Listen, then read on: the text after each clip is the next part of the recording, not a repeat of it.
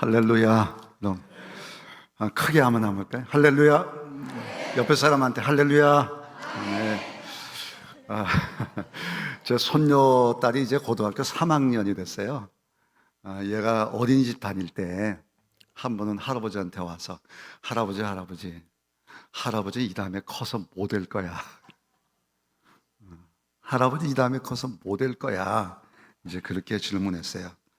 그래서 제가 그랬죠. 할아버지는 목사가 됐잖아, 목사가. 그런데 이 아이가 또 계속 얘기하는 겁니다. 목사인 건 알겠는데 이 다음에 커서 뭐 될 거야? 근데 그게 하나님의 음성으로 들리더라고요. 너가 세상 앞에서 네가 제사장도 되고 선지자도 되고 네가 섬김의 왕도 됐는데 과연 너 자신은 하나님 앞에서 너 자신을 바라볼 때 일이 아닌 너 자신을 바라볼 때 너는 과연 어떤 사람이냐? 더 속된 말로 얘기하면 너 축복받은 사람이야? 자동차 타고 가는데 이제 시청자들이 이제 이야기 이렇게 써서 보내는 거 이제 했어요. 그래서 이제 뉴스 듣다가 이제 그 다음에 그 프로가 있어서 이제 들었는데 어떤 분이 이제 산에 올라갔대요. 그런데 웬일이에요. 그냥 급해가지고 할 수 없이 조금 들어가가지고 거기다가 이제 큰 실내를 해놓고 이제 가는데 미안하잖아요. 거기다가 돌을 좀 갖다가 이렇게 쌓아놨대요.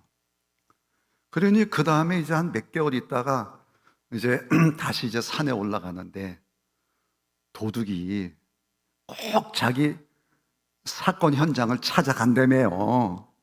그 사건 현장을 찾아가가지고 깜짝 놀란 거예요. 그 사이에 돌이 많이 쌓이고 등산하러 올라가던 사람들이 그 앞에 서가지고 또 돌 한 개씩 올려놓고는 절을 하고 있더라는 거예요.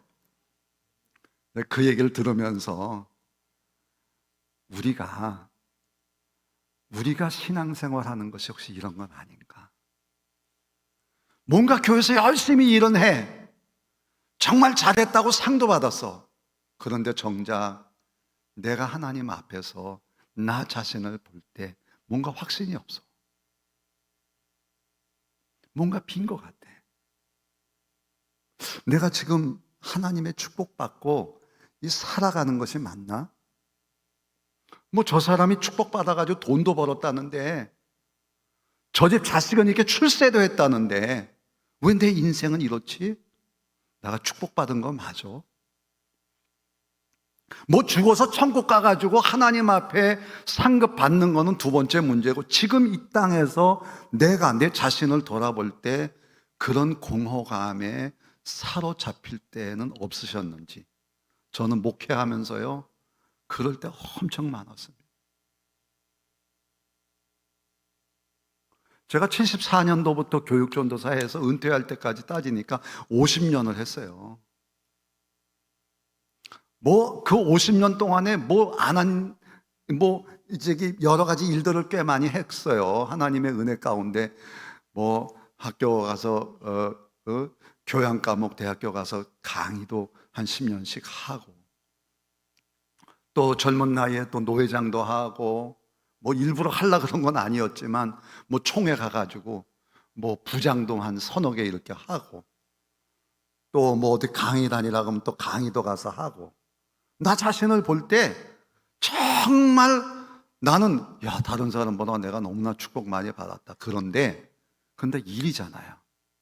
내가 하나님과 나와의 관계 속에서 내가 과연 내 축복받은 자인가?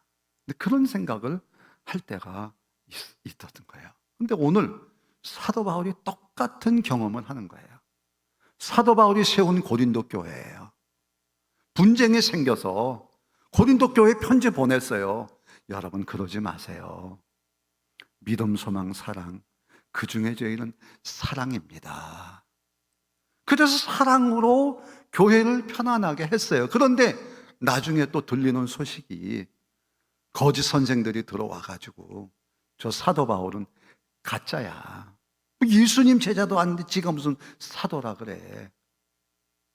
이런 이야기를 했을 때 난 진짜야 이런 얘기를 하고 싶은데 이거를 할 만한 그게 뭐냐 그런 얘기. 우리가요 정말 예수 믿어가지고 나 축복받았다 이 얘기를 하는데 뭘로 얘기할 거냐 말이야. 사도 바울이 내가 전도 이렇게 많이 했잖아. 내가 죽을 고비도 많이 넘기고 내가 살았잖아. 정말 그거 가지고 내가 하나님의 축복받았다는 얘기를 할 수 있겠냐 그런 얘기예요. 사도 바울이 오늘 이 말씀 속에서 이런 얘기하는 거예요. 여러분 17절에 있는 말씀 그런즉 누구든지 그리스도 안에 있으면 새로운 피조물이라. 보라 이전 것은 지나갔으니 보라 새 것이 되었도다 하는 이 말씀인데요. 우리 한번 크게 같이 한번 읽죠. 시작. 그런즉 누구든지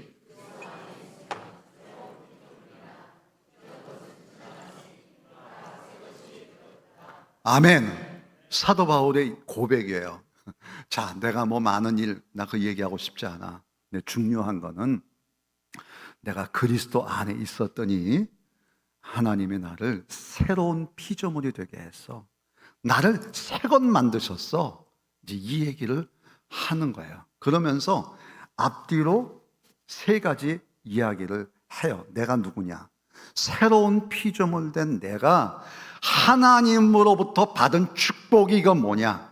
이거는 나뿐 아니라 우리 모두가 다 너희가 나를 평가할 때에 예수님의 제자냐 아니냐 가지고 평가도 하고 내가 다메섹 도상에서 예수 만난 걸 너희들이 인정하지 않는데 좋아 그런 거 얘기하지 말자. 우리가 아주 근본적으로 들어가 가지고 우리가 예수 믿으면 구원받는다고 했는데 이 구원받는다는 것 그것이 도대체 뭘 얘기하는 거냐. 이건 누구든지 나뿐 아니라 너도 한번 생각해 봐라 그 얘기를 하는 거예요. 그러면서 그리스도 안에 새로운 피조물이란 적어도 세 가지 의미가 있는데 그 첫 번째가 뭐냐면 하나님의 사랑이다. 그래서 이 앞에 절 보게 되면요 14절 그리스도의 사랑이 우리를 강권하시는도다. 우리가 생각하건대 한 사람이 모든 사람을 대신하여 죽었은즉 모든 사람이 죽은 것이다. 그가 모든 사람을 대신하여 죽으심은 살아있는 자들로 하여금 다시는 그들 자신을 위해 살지 않고 오직 그들을 대신하여 죽었다가 다시 살아나신 이를 위하여 살게 하려 하심이라. 아멘. 자, 적어보세요. 우리 안에 강권하시는 하나님의 사랑이 내가 원해서 얻은 사랑이 아니고 그냥 억지로 떠맡겨서 있는 사랑이 우리 안에 있다는 거예요. 저는 목회하면서 가끔 이 말씀을 떠올려요. 요한복음 15장 16절 너희가 나를 택한 것이 아니요 내가 너희를 택하여 세웠나니. 정말 내가 누구냐 이런 얘기를 할 때 그렇지 내가 주님 택한 것이 아니고 주님 나를 택하셨지. 너희가 그 은혜로 말미암아 믿음으로 구원을 얻었나니. 그렇지 나는 하나님의 은혜로 나는 구원을 받았지. 하나님의 은혜 선물이라는 게 뭐 내가 돈 많이 낸다고 주겠어요? 내가 뭐 열심히 뭐 했다고 해서 날 주겠어요? 오늘 말씀하는 것처럼 강권적인 하나님의 사랑이에요. 예수님이 언제 나를 위해서 내가 나 위해 죽어주세요 얘기했다고 예수님이 십자가에 죽으셨어요? 아니잖아요. 그건 하나님의 강권적인 사랑은 우리에게 은혜이기도 하고 우리를 먼저 택하시기도 하고 우리를 위하여 죽기도 하신 것 아니에요. 내가 누구냐 얘기할 때 내가 이루는 어떤 일 세상적으로 가진 그 무엇 그것보다도 먼저 중요한 것은 내 안에 하나님의 사랑이 있어요. 그 사랑은 나하고 아무 상관이 없어. 하나님이 강권적으로 주시는 거야. 에코 사랑 꽉 잡아서 그냥 꼼짝 못하게 주시는 사랑이야. 우리 집사람이 이제 손주들 오면 어렸을 때 이 아이들 작잖아요. 지금은 다 커가지고 뭐 그렇게 할 수도 없는데 이렇게 잡으면 꽉 껴안으면서 막 이렇게 흔들어대. 어? 이게 할머니가 손주들 사랑하는 마음이다. 하나님이 우리를 사랑할 때 꽉 껴안고 그냥 사랑하는 거야. 사랑해 달라고 하지 않았는데도 그렇게 사랑하는 거야. 탕자가 아버지한테 왔을 때 그 아버지가 그렇게 잡지 않았겠어요? 꽉 잡으면서. 고백이 멋지잖아요. 죽었다가 다시 살아난 내 아들이다. 그 강권적인 사랑이 내 안에, 여러분 안에 있어요. 한번 따라 하실래요? 내 안에 하나님의 사랑이 있습니다. 어느 만큼요? 어느 만큼요? 우리 아버지가요, 하나님 나 사랑하실 거야. 그러면서 나한테 늘 얘기가, 이제 너는 나 때문에 너는 복 많이 받을 거야. 늘 그랬어요. 그러던 아버지가 1985년, 제가 12월 8일 날 교회 부임했는데 1985년 8월경이에요. 8월경 이제 그 여름 방학이 이제 끝나가는 지점에 교회를 이제 같이 지하철 타고 오다가 아버지가 소화가 안 되신다는 거예요. 그래서 왜 그러냐고 소화제 드시다가 나중에는 이제 병원을 갔어요. 그래서 국립의료원에 갔더니 엑스레이를 찍었는데 위 암덩어리가 여기까지 찼다는 거예요. 그러면서 의사가 시한부 3개월이다 이렇게 얘기를 해요. 저는 부목사 생활도 하고 전도사 생활도 하면서 위암으로 고통받다가 돌아가신 분들을 하도 많이 봐서 아버지는 수술하지 말자 이렇게 제가 결정을 했어요. 의사도 그냥 아이고 뭐 수술을 해야지 안 하면 되냐고 그러는 거를 그냥 안 하고 그냥 이제 계시다가 3개월 후에 가신다 이렇게 이제 마음 준비를 하고 제 아내에게도 어머니에게도 이제 그렇게 얘기를 이제 했습니다.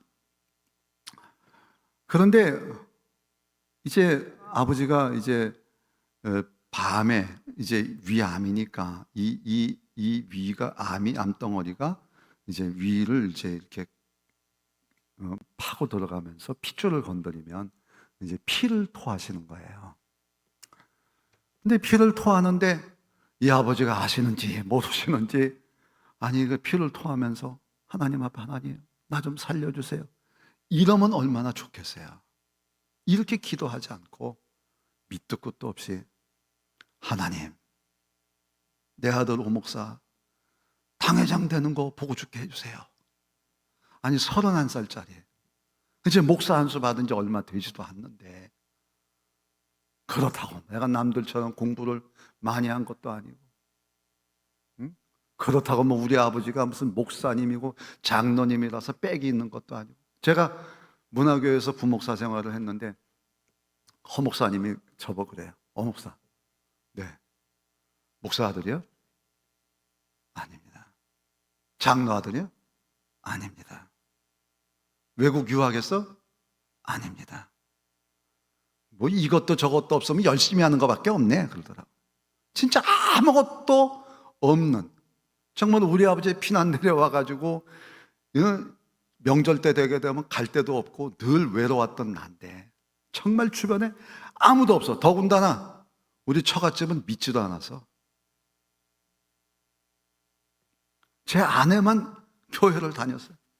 그러니 제가 어디 무슨 담임 목사로 간다고 할 때 나이도 어린데다가 그런 기대를 하겠어요. 그런데 우리 아버지는 제발 나 좀 낫게 해주세요. 이러면 좋겠는데 내 아들 오목사 당회장 되고 보는 거 죽게 해주세요. 이러니까 우리는 말리는 거예요. 아버지 그렇게 기도하지 마시고 그냥 아버지 병 낫게 해달라고 그렇게 기도하세요. 여러분 옆에서 그렇게 이야기할 때 제가 웃으면서 했겠어요? 그냥 덤덤하게 했겠어요? 울면서 아버지한테 부탁하는 거예요. 왜? 3개월밖에 안 남았는데, 무슨 3개월밖에 안 남은 사이에 내가 당회장 된다고 하는 건 상상이나 했겠냐고요. 근데 우리 아버지는 하나님을 너무나 사랑했어요. 저한테도 하나님 사랑하는 거 엄청 가르치셨어요. 지금도 생각나는 게 제 동생이 저하고 7살 차이인데 후암동에 있는 병원에서 태어났어요. 애가 태어난 거예요. 그런데 아버지가 그 밤에 우리 가족들, 여동생하고 저하고 둘이서 이제 거기서 병실에서 같이 있다가 아침 새벽 되니까 택시 타고 교회 가자고. 그래서 저는 교회 학교 기록을 한 게 이제 유치부부터 기록을 해서 유치부 1년, 아동부 6년, 중고등부 6년 해가지고 13년을 개근을 했어요. 제 동생도 개근했어요. 교회 떠나면 살 수 없다. 정말 하나님 사랑해야 된다. 이거 엄청 가르치셨는데 우리 아버지는 얼마나 사랑했겠어요. 교회 학교 교사로 밖에 나가서 열심히 전도하고, 지금도 잊지 않는 거는요, 이런 가죽 가방 속에 연필도 있고, 그때는 연필 귀하니까 공책도 있고, 그래가지고 애들한테 전도를 해요. 그렇게 전도한 아이들이 자라가지고 교회 장로가 되고 그랬어요. 그렇게 사랑했어요. 그러면서 하는 얘기가, 나는 하나님을 사랑한 자, 하나님을 사랑한 자, 하나님 사랑하신다 그랬는데, 나는 하나님 나를 사랑하시오. 늘 그랬어요. 그런 아버지를 나는 되게 불만스러워서. 왜? 사업하는 것마다 안 되지, 사기당하지, 무슨 아버지를 사랑해? 나는 그래도 착하니까 아버지 말씀에 늘 순종하고 그러고 다녔지만, 그러나 마음 한구석에는 항상 아버지에 대한 불만이 있었어요. 그런데 이제 3개월 남겨두고 말도 안 되게 당회장 되는 거 보고 죽게 해달라고? 정말 나는 울기도 하고 한쪽에서는 화가 나기도 하고, 막 여러 가지 많은 생각들이 오가면서 아버지를 말리고 있는데, 한 달 반쯤 됐을까요?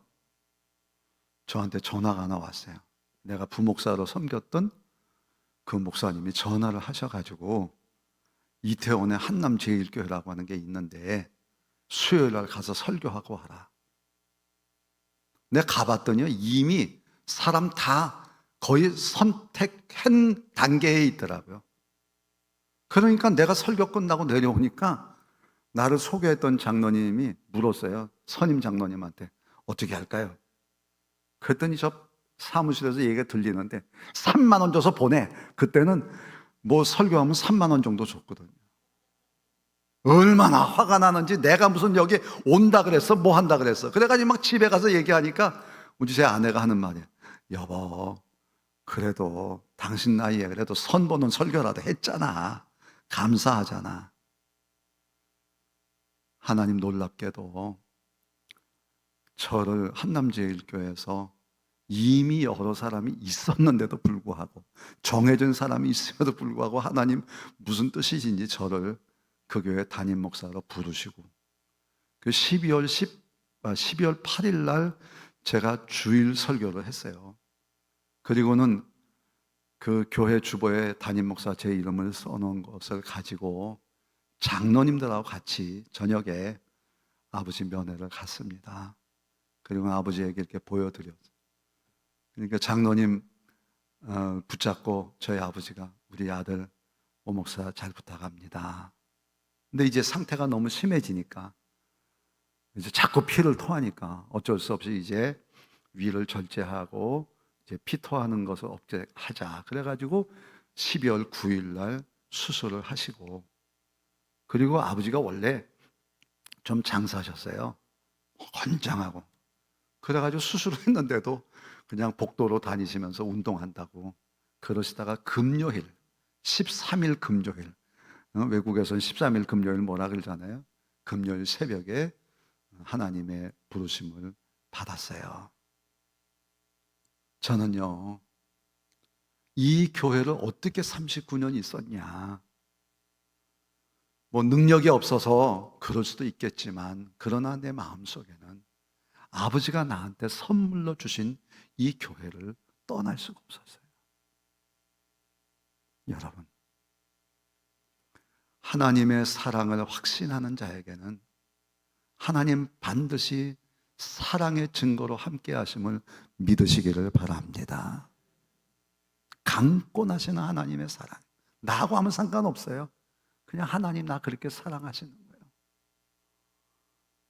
여러분, 한 분 한 분은 하나님이 그런 사랑이 있다. 이것이 우리 그리스도인들의 축복이고 우리 성도의 기쁨 아니겠습니까?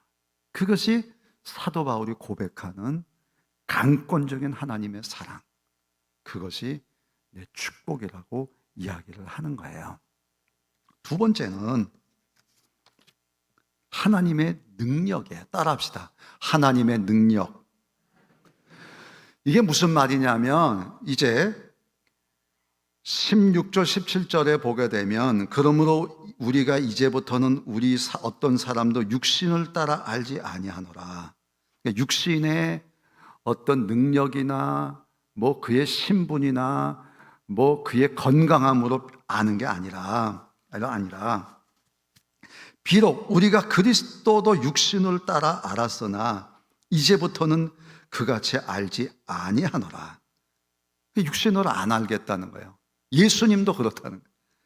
17절 그런즉 누구든지 그리스도 안에 있으면 새로운 피조물이라. 이전 것은 지나갔으니 보라 새 것이 되었더라. 그리스도 안에서 새로운 피조물 만들어졌다는 거예요. 만들어졌다. 그리스도가 만든 나라고 하는 거예요. 여러분, 미국 가서 물건 사는데 아주 비싼 거예요. 보니까 메이드 인 코리아입니다. 이제는 메이드 인 코리아가 어디를 가든지 비싼 물건이에요. 지금도 우리나라에서도 뭐 신을 사든지 옷 사든지 보게 되면 이거 어디 제품이지? 메이드 인 뭐야? 이런 걸 따지는데 메이드 인 코리아 그건 알아주는 거예요. 여러분, 메이드 인 삼성 그러면 알아주잖아요. 그런데요, 메이드 인 코리아도 아니고 메이드 인 삼성도 아니고 메이드 인 하나님이에요. 하나님 안에서 만들어졌어요. 그리스도 안에서 만들어졌어요. 여러분, 여기에 있는 이것이 메이드 인 코리아 할 때 이것의 가치가 되게 귀한 것처럼 나를 만드신 것이 하나님, 메이드 인 하나님이 나를 만들었기에 나에게는 능력이 있고 힘이 있고 가치가 있고 높임이 있고, 아유 그래도 째려만 보고 아멘도 안 해. 내가 가치가 있고 높임이 있고 귀여김이 있고 축복이 있고 나를 만드신 분이 누구예요? 하나님이란 말이에요. 하나님이 나를 만드셨어요. 하나님이 나를 만들었다. 그리스도 안에서 새로운 피조물, 새 것이 된 이 나를 봐라. 하나님이 만드신 나야. 내가 열심히 공부해가지고 만든 나 아닙니다.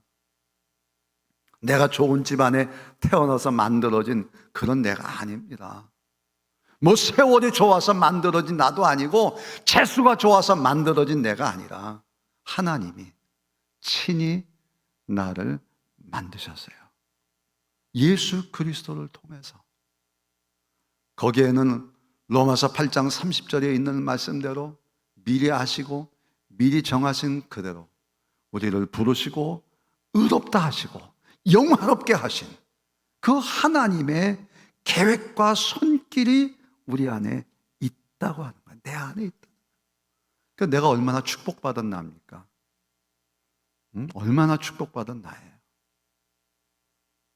저는 참 죽다가 살아난 사람인데요, 고등학교 때 그만 제가 폐결핵에 걸렸어요. 아침에 학교 가려고 그러면 막 피가 나오고 토하는 거예요. 그래서 그때는 이제 폐결핵약 파스를 먹는데 한 번 먹을 때마다 한 10매달씩 먹었어요. 그러니까 학교 가서 이거 먹으려니까 애들한테도 또 부끄럽고 해가지고 아침에 30알 정도를 이렇게 먹어요. 2번 먹을 거. 그럼 학교 가면 어실어실해요. 그런데 하나님 은혜로 또 신학교를 들어갔어요. 대학교 2학년 때 되니까 그만 간염이 생겨가지고 배에 복수가 찼는데 뭐 남산만해졌어요. 병원에 안 갈 수 없잖아요. 그래서 국립의료원 별관 30B 병동에 제가 입원을 했어요. 왼쪽에는 혈액암 걸린 나보다 2살 동생, 키도 크고 건장한 청년이 있었는데 의사실에 가가지고 그 골수를 뽑고 오면은 그냥 얼마나 이 등이 아픈지 밤새 끙끙 앓아요. 형, 나 살 수 있을까? 그런데 이 잘생기고 얼굴도 그냥 하고 키도 큰 이 동생이 바로 옆에서 먼저 세상을 떠났어요. 내 옆에는 얼굴 새카만 그때 청보 핀토스라고 현대 그 야구단 이 전신이 청보 핀토스였거든요. 거기에 이제 야구 선수인 젊은 청년이 옆에 와 있는데 그 부모님도 연세가 많으신지 누나가 와서 간호를 하는데 이 친구도 얼마 안 있다가 세상을 떠났어요. 이 3명이 있는 병실에 새로운 환자는 안 들어오고 저 혼자만 그 일주일 동안 있는 거예요. 병실 가까이에 장례식장에 있는데 밤에 자다가 보면 왕 소리 나면은 한 사람이 갔구나. 정말 이 고난이 오고 어려움이 왔을 때 나는 그 순간 많은 생각들을 할 수밖에 없잖아요. 더군다나 죽음에 대한 생각밖에는 저에게 없었어요.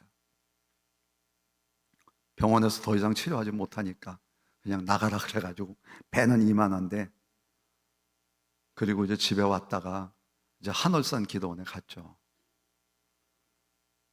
그래서 이천성 목사님 늘 집회에 제가 따라다니고 저희가 그래서 주일날 오전 예배 드리면 저녁 예배까지는 낮 시간에 그 집회를 그때 많이 했어요. 그래서 이천성 목사님 저 성북동의 그 대강고등학교 뒤에 그 개천에서 집회를 할 때 늘 거기 가서 이제 집회하고 안수받고 늘 그러고 컸거든요. 그래서 이제 목사님 하시는 한월산 기도원에 이제 갔죠. 갔더니 목사님이 야 창우 너 왜 왔냐? 그러면서 그냥 안수도 해주시고 그러던 생각이 나는데 제가 영락고등학교 교목하는데 그 옆에 와서 또 부흥회 하시더라고. 그래서 제가 야간이라서 늦게 끝나니까 늦게 끝나자마자 그냥 쫓아가니까 부흥회 다 끝났어요. 그러니까 그냥 골목길에서 만나서 반갑다고 그냥 거기서 우리 창우가 목사가 됐구나 하면서 이제 안수를 해주시던 그 하늘산에 이제 이천성 목사님 찾아갔는데 이제 밤에 가서 이제 기도하는 거죠. 근데 기도하는데 정말 죽음밖에는 생각이 안 나더라고요. 내가 이러다 죽겠구나. 그러다가 딱 잠이 들면서 기도를 하는데 꿈에 하나님이 나타나신 거예요. 그러면서 저는 말이 너는 내 아들이야. 넌 내 아들이야. 여러분 우리가 예수를 그리스도로 믿을 때 죄인이 변하여 의인이 되고 마귀의 자녀가 하나님의 자녀가 되고 지옥 백성이 천국 백성 된 거 아닙니까? 육신으로 살던 우리에게 성령님을 주셔서 성령 안에 새 삶을 사는 거 아니에요? 근데 하나님이 그 말씀하신 넌 내 아들이야. 그 말씀하시는데 얼마나 가슴이 뜨거운지 그 다음 날로 그냥 내려왔어요. 그래, 나는 하나님 아들이야. 하나님이 나를 만드셨어. 나는 하나님의 아들이야. 그리고는 복수가 그냥 찼는데 그러는 사이에 하나님께서 정말 약도 없어서 제대로 쓰지 못하는 사이에 그렇게 조금씩 낫게 하시는데 제가 이 교회 부임해가지고도 낫질 않아서 계속 병원에 가서 약을 타먹고 치료를 받고 하는데 어느 날 병원에 갔더니 오지 마세요 그래. 그러니까 왜요? 그 피 검사를 했더니 웬걸요? 균이 싹 사라졌대요. 제 마음속에 어떤 마음이, 야, 이게 축복이구나. 내가 하나님의 자녀, 하나님이 나를 만드셨다는 게 이게 내 축복이구나. 세상이 나를 뭐라고 해도 이 하나님이 나를 살리시고 나를 높이시고 나를 승리케 하실 줄로 믿습니다라고 하는 거예요. 제 아버지에게 하다가 조금 전에 꿈 얘기를 했는데, 이제 장례식을 하는데 저기 제주도에 있는 후배 목사님, 지금은 이제 목회하고 은퇴를 했는데, 그 사모가 장례식에 이렇게 왔다가 사진을 보더니 나 이 할아버지 아는데 그랬어요. 아니, 어떻게 아냐고. 보니까 그 병원에 그 전날 야간 당직 수간호사였대. 아버지가 목요일 날 밤인데 이 수간호사가 오니까 부르더니 내가 말이요, 꿈을 꿨는데 하늘에서 천사들이 와가지고 나를 데리고 하늘로 가더라고. 그래서 이 수간호사가 목사 사모 아니에요? 그래서 이렇게 얘기를 했대. 할아버지, 하나님께서 병을 가져가시는 거예요. 장례식장에 와서 이 꿈 얘기를 하는데 내가 얼마나 또 하나님 앞에 감사했는지. 하나님의 사랑을 받은 자, 하나님이 그 마지막까지 책임지시는구나. 할렐루야. 여러분, 우리의 축복이 손에 쥐어지는 그 무엇에 있는 것 아니고 하나님의 강권적인 사랑이 내 안에 있고 메이드인 하나님이 나를 만드셨기에 이 또한 축복이요, 하나님이 우리 인생의 품질을 책임져 주실 줄로 믿습니다. 그래야 되지 않겠어요? 세 번째, 마지막은요, 한번 따라 하실래요? 하나님의 기대. 하나님이 우리를 향해서 기대하시는 바가 있어요. 여러분, 자녀들 기대하잖아요. 여러분 손주들 기대하잖아요. 이제 우리 저기 두 아이가 다 커가지고 이제 큰 딸은 목사 사모가 되고 작은 이제 아들은 이제 그 며느리가 또 목사예요. 그래서 목사 남편이 되고, 그래서 다 컸는데 이제는 손주들을 바라보면서 기대를 하거든요. 할머니가 며칠 전에 큰 아들 손주 보고 너는 이 다음에 뭐 되고 싶니? 할머니는 이러고 싶어. 그래요? 저도 한번 생각해 보겠어요. 이렇게 기대 얘기를 하는 거예요. 마찬가지로 하나님이 우리를 끔찍하게 사랑하시고 우리를 만드셨는데 왜 기대가 없겠어요? 자, 그 기대에 대한 말씀이 18절, 19절이 있어요. 모든 것이 하나님께로서 났으며 그가 그리스도로 말미암아 우리를 자기와 화목하게 하시고 또 우리에게 화목하게 하는 직분을 주셨으니 곧 하나님께서 그리스도 안에 계시사 세상을 자기와 화목하게 하시며 그들의 죄를 그들에게 돌리지 아니하시고 화목하게 하는 말씀을 우리에게 부탁하셨느니라. 하나님이 우리에게 부탁하셨다는 거야. 예수로 하나님과 화목하게 하셨던 그 사역을 바로 우리들, 저와 여러분에게 화목하게 하는 직분을 줬다는 거예요. 죄인이 구원받아 하나님의 사랑받는 자녀가 되게 하시는 것, 이것이 우리에게 주신 하나님의 기대요 직분이라고 하는 거예요. 그러니까 오늘도 하나님 앞에 기도하죠. 하나님, 나 때문에 예수 믿는 사람 많아지게 해주세요. 내가 생각하는 것, 내가 행동하는 것, 내가 살아가는 그 모든 것들을 통해서 하나님의 기대에 어긋나지 않는 바로 내가 좀 되게 해주세요. 목회 한참 바쁘고 힘들 때 정말 누가 옆에서 도와주지도 않는다고 이런 생각이 들 때가 있었어요. 그런데 하루는 옆에 교회 장로님이 전화가 왔어요. 목사님 아무개 아세요? 그런데 이름은 알 것 같은데요. 그러더니 호주에서 전화가 왔어요. 그리고 전화하신 분이 찾아왔어요. 알고 보니까 어려서 한 동네 옆집에 살던 친구인데 이름이 성이 주시예요. 근데 걔네 아버지는 맨날 술을 하도 먹어가지고 하여튼 유명했어요. 그런데 이제 저희는 이제 아버지가 주일이 되게 되면 이제 동생들하고 같이 손잡고 예배당 가고, 근데 아버지는 우리가 부자는 아니지만 그래도 넌 주일 학교에서 헌금 제일 많이 하면 좋겠다. 그래가지고 그때 60년대에 이제 빨간 50원짜리 돈인가요? 그걸 가지고 헌금을 하면 진짜 우리 교회에서는 헌금 제일 많이 하는 그런 어린이가 됐죠. 이제 그렇게 열심히 이제 교회를 나가는데 이제 교회에서 이제 전도하라 이제 그런 얘기를 하니까 제가 그 친구한테 야, 교회 가자 그랬대요. 근데 자기는 그게 너무나 좋았대. 난 언제쯤 교회 갈 수 있냐. 그래가지고 이 친구가 이제 교회를 나가기 시작하고 이제 그 동네가 이제 개발이 되면서 다 이제 흩어졌는데 이 친구는 그 이후에도 열심히 교회를 나가서 이제 장로가 되고 그리고 자기 자녀들도 믿음 생활 잘하고 이렇게 하는 거예요.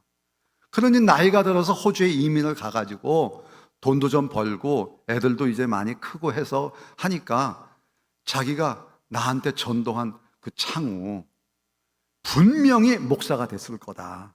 그래가지고 한국에서 오는 사람 만나기만 하면 오창훈 목사 아냐고, 오창훈 목사 아냐고. 그래가지고 청파동에 있는 교회 장로님이 그 우리 노회에 그런 목사님이 계신다. 내가 가서 물어보겠다. 그래서 연락이 돼가지고 와서 얼마나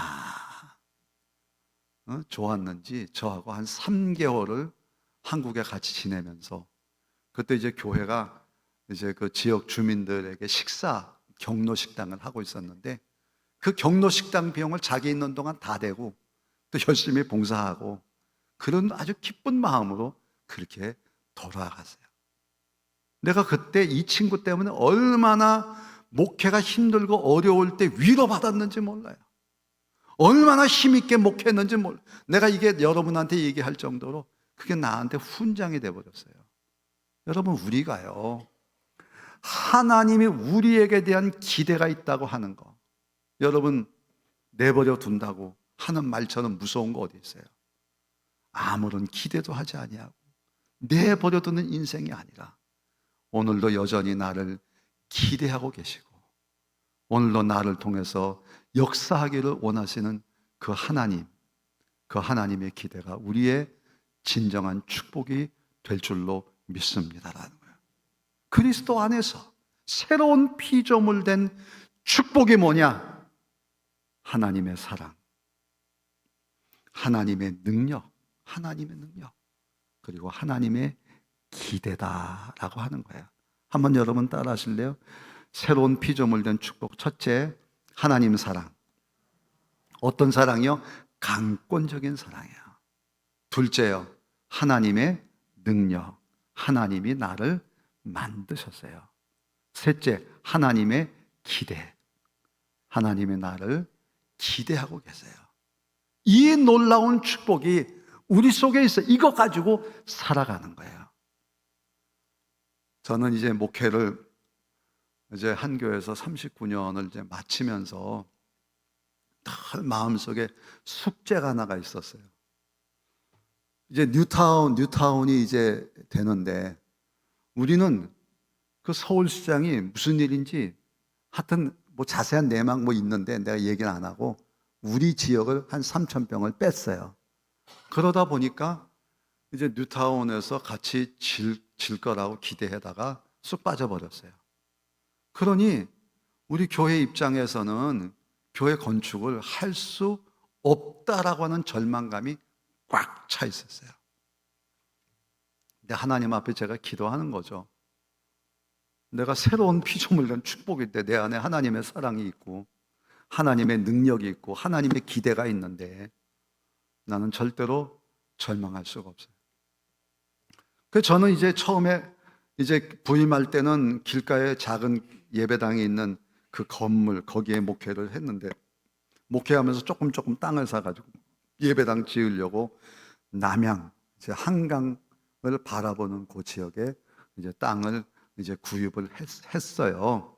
뉴타운 되면서 너무 가격이 비싸지니까 못 사고, 또 어차피 뉴타운 되면 땅 받을 거니까 그냥 내버려 두고 있었는데 그게 안 됐어요. 그래서 하나님 앞에 기도하는 중에 장로님도 의논해서 그러면 옛날 예배당을 팔자. 그러니까 옛날 예배당을 팔려고 하니까 173평인데 시세가 45억이라는 거예요. 그래서 장로님들이 이거 팔자는 거예요. 그래서 내가 장로님들 이거 팔 수 없습니다. 45억 가지고는 건축 시작하다가 빚지고 오히려 안 하는 것만 못합니다. 내가 기도하는 바는 이 땅을 300억은 받아야 되겠습니다. 그러니까 왜 미친 이런 얘기를 이렇게 하고 싶은데 못하고 있는 거예요. 그래서 이제 장로님들도 이제 기대하지 않고 있는데, 그래도 나는 새벽마다 나가서 하나님 앞에 간절한 마음으로 기도하죠. 하나님, 300억 주셔야 됩니다. 그러니까 중간에 또 누가 왔어요. 50억 주겠습니다. 시세보다 많지 않습니까? 미안한데요, 더 주시는 건 내가 압니다. 근데 이것 가지고 팔아서는 건축을 할 수 없기 때문에 내가 못 파는 겁니다. 그리고는 이제 제가 은퇴하기 한 2년 딱 앞뒀는데 누가 200억을 주겠대요. 300억 받아야 되는데 200억, 그래서 내가 그래도 장로님들한테 얘기해야 되겠다 했더니, 목사님 빨리 팝시다. 그래가지고 그 땅을 200억에 이제 매매를 했어요. 그랬는데 내가 이제 계약서를 쓰면서 이분이 계약금을 200억이면 20억만 가져오면 되는데 50억을 가져왔더라고. 왜 그러냐 그러니까 이거 괜히 계약해놓고 안 팔까봐 그런데요. 이분이 하는 얘기가, 제가 천주교인인데 제 아내가 아픕니다. 제 아내를 위해서 자그마한 빌딩 하나 짓고 싶어서 그랬는데 저는 기도가 쌓인 땅을 찾고 있었습니다. 제 아내가 아프니까 아무 땅이나 들어가서 더 아프면 안 되니까 기도가 쌓인 땅을 찾고 있었습니다. 그래서 그분이 우리가 상상하지 못했던 그 액수 5배 정도의 액수인 이 땅을 구입을 했고, 교회는 이제 그 돈을 가지고 이제 새로운 예배당을 지금 건축하고 있어요. 할렐루야. 하나님이 하시는 일이에요. 나는 그 동네 시세도 모르고 경제 동향도 모르고 하지만 한 가지 분명한 거 있어요. 나는 축복받은 사람이다. 내 안에 하나님의 사랑이 있고 하나님의 능력이 있고 나를 향한 하나님의 기대가 있다. 기도하면 들으시고 기도하면 반드시 승리하게 해 주실 줄로 믿습니다라고 하는 새로운 피조물 된 이 축복 가지고 살잔 말이에요. 자꾸 누가 이런 얘기하면 거기에 흔들리지도 마시고, 누가 그래서 상처받았다는 얘기도 하지 마시고, 이제는 상처로도 살지 말고 육신적인 세상의 이야기 가지고 살지 말고 오로지 하나님과 나와의 관계 속에서, 제사장, 선지자, 왕 얼마나 중요해. 그러나 더 깊은 속에 하나님과 나와의 관계 속에서 나는 하나님의 사랑과 하나님의 능력과 그리고 하나님의 기대가 있다고 하는 사실을 기억하면서 우리가 이 세상을 살아갈 때 우리는 하나님의 축복받은, 정말 축복의 증인이 되는 그런 삶을 살게 되지 않겠습니까? 제가 좋아하는 찬송 중에 하나가 있어요. 주님의 마음을 본받는 자, 그 마음의 평강이 찾아오문, 험악한 세상을 이길 힘이 하늘로부터 임함이로다. 주님의 마음 본받아 살면서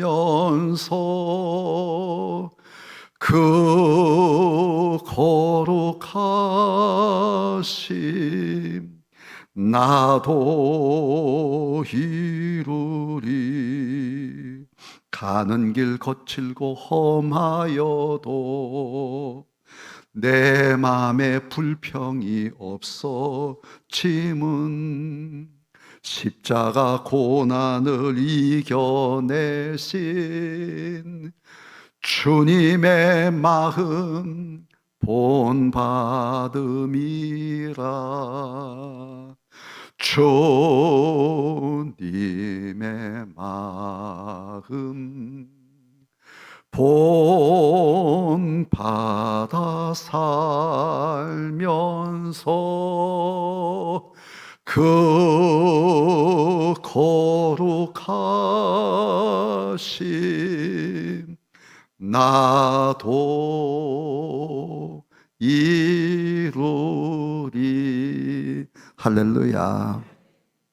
피조물 된, 새로운 피조물 된 축복으로 살아가는 여러분에게 하나님의 은혜와 축복이 함께 하실 줄로 믿습니다. 기도하겠습니다. 하나님 아버지, 우리는 다 부족합니다. 이 세상에 흔들릴 수밖에 없습니다. 내 생각도 흔들리고 내 마음도 흔들리고 내 미래의 꿈도 흔들립니다. 그러나 이제 다시 주님 앞에 섰습니다.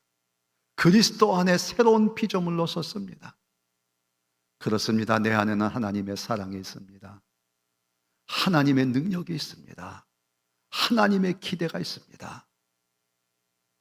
하나님, 이것이 우리의 축복이요, 이것으로 우리를 반드시 하나님 높이시고 복내려 주실 줄로 믿습니다. 오늘도 이 자리에 머리 숙인 사랑하는 주의 종도를 다시 한번 기억하시고 새로운 피조물 된 축복으로 살아갈 때 하나님 책임지시고 높여 주옵소서. 예수님 이름으로 기도드리옵나이다. 아멘.